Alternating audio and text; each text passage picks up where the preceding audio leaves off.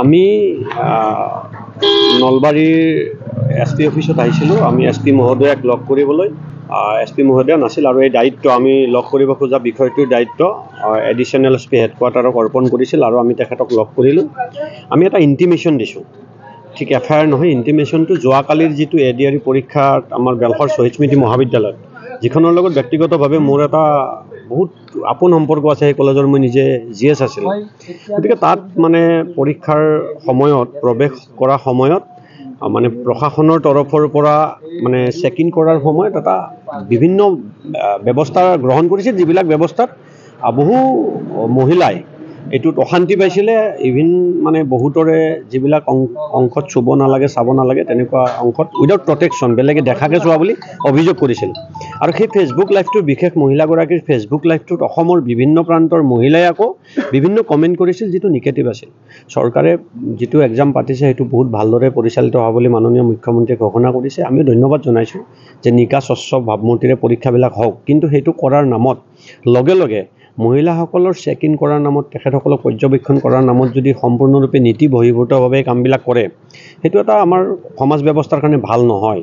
গতিকে আজি সেই মহিলাসকলৰ যিটো মডেষ্টি, ওমেন মডেষ্টি হাৰ্ম কৰাৰ কাৰণে যিটো ব্যৱস্থা কৰা হ'ল বা তেওঁলোকৰ প্ৰটেকশ্যন দি এই কামটো কৰা নহ'ল, এটা বেৰৰ মাজত, চাৰি বেৰৰ মাজত, সেই গোটেই বিষয়খিনি সম্বলিত কৰি আমি ইণ্টিমেশ্যন এটা দিছোঁ। আৰু ইতিমধ্যে আমি গম পালোঁ, আমি প্ৰেছ মিট এটা দিছিলোঁ, নলবাৰী জিলা কংগ্ৰেছে প্ৰেছ মিটটো আমি কেঞ্চেল কৰালোঁ। এইকাৰণে কেঞ্চেল কৰালোঁ, অসমৰ মাননীয় DGP মহোদয়ে ইতিমধ্যে DIG লেভেলৰ এটা ইনকুৱাৰী দিছে আৰু আমি গম পাইছোঁ এতিয়া নলবাৰীৰ SP অফিচত এতিয়াও DIG এতিয়া উপস্থিত আছে। কিন্তু আমি বিচৰা কথাটো হ'ল যে ইনকুৱাৰীটো হোৱাৰ আগত যোনে এই ঘটনাটোৰ লগত জড়িত, ইম্পাৰ্চিয়েল এটা জাষ্টিফিকেশ্যন কৰাৰ কাৰণে তেখেতসকলক প্ৰাৰম্ভিক পৰ্যায়তে নিজৰ যি দায়িত্বত আছে দায়িত্বৰ পৰা অব্যাহত দিয়ে এই যিটো আগন্তুক যিটো হ'ব লগা ইনকুৱাৰী আছে, ইনকুৱাৰীটো হওক, তাৰ বাবে আমি এটা আবেদন জনাইছোঁ নলবাৰী জিলা কংগ্ৰেছত। যোৱাকালি ADR পৰীক্ষাত যি অবাঞ্ছিত ঘটনা ঘটিছে, সেই কথাই আমাক কংগ্ৰেছ দলকে নহয়, সমূহ বৈদিক নগৰী নলবাৰী চহৰবাসীক মৰ্মাহত কৰিছে। আৰু আমি আহ্বান জনাওঁ অসমৰ মুখ্যমন্ত্ৰী তথা গৃহ বিভাগৰ দায়িত্বত থকা হিমন্ত বিশ্ব শৰ্মা মহোদয়ক যে নৱপ্ৰজন্মৰ সুৰক্ষিত ভৱিষ্যতৰ স্বাৰ্থত আগন্তুক দিনত যিবিলাক চৰকাৰী চাকৰিৰ ক্ষেত্ৰত পৰীক্ষা হ'ব, তাত তেখেতসকলে অত্যাধুনিক প্ৰযুক্তি ব্যৱহাৰ কৰি, যিটো মানে মেনুৱেলি যিটো চেকিং কৰা হয়, CCTV বা বিভিন্ন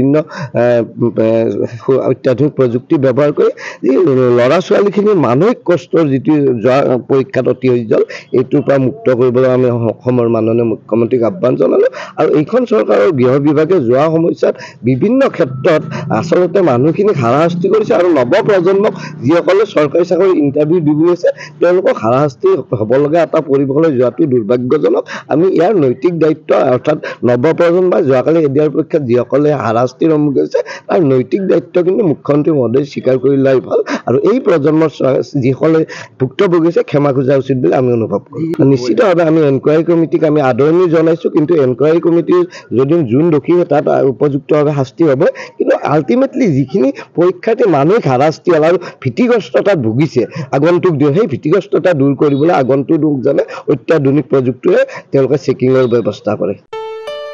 ঘৰত আনন্দ আৰু সম্পৰ্কৰ চমক বজাই ৰাখিবলৈ জৰুৰী হৈছে সকলো আনন্দময় মুহূৰ্তত মৰমৰ উপহাৰ দিয়াটো। সেইবাবে মধুশ্ৰী জুৱেলাৰ্ছে আনিছে সকলো ৰঙীন ক্ষণৰ বাবে বিশেষ গহনা। হীৰাৰে হওক, সোণৰে হওক বা ৰূপৰে হওক, শ্ৰেষ্ঠ ডিজাইনছ আৰু হলমাৰ্কযুক্ত গহনাই ৰাখে সম্পৰ্কক নিখুঁত। তেনেহ'লে আজিয়ে আনক আনন্দ মধুশ্ৰী জুৱেলাৰ্ছৰ সৈতে। যোগাযোগ কৰক 7002800341 নাইবা ভিজিট কৰক LNB ৰোড, নলবাৰী, অসম।